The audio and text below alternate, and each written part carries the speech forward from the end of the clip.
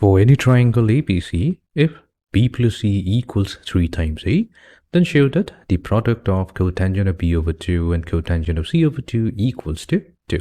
Okay, let us begin. Now first, let's try to understand the terms that are being used here. For this, we're going to consider a triangle with vertices A, B, and C. So let's say the side opposite to angle A is represented by the letter A in lowercase. The side opposite to angle B, which is CA, it's going to be represented by the letter B in lowercase. And the side opposite to angle C, which is AB, will be represented by C in lowercase. If we take the sum of the three sides, A plus B plus C, so that's going to give us the perimeter of the triangle. And if we take half of that perimeter, this is going to be equals to the semi-perimeter, which is going to be denoted by the letter S.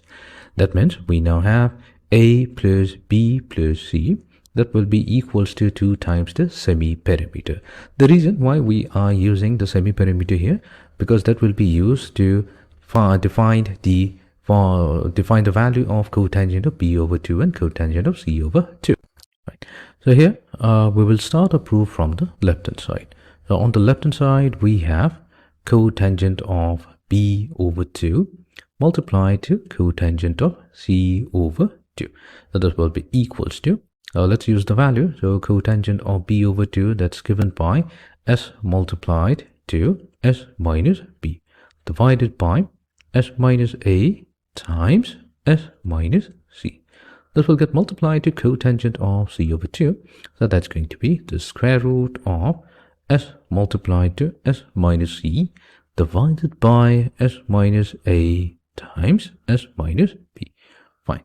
Now we're going to combine this. So that's going to be, we'll get a square root. Underneath the square root, we have S squared multiplied to S minus B times S minus C whole divided by, we have S minus A squared multiplied to S minus B times S minus C.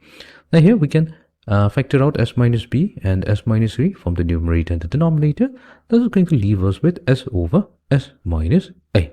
Fine. Now, let's use the fact here. So we're going to reduce S over S minus A. Now it's given here that B plus C equals to 3 times A. Now what we'll do, we'll add A to both sides. That was going to give us A plus B plus C equals to 4 times A.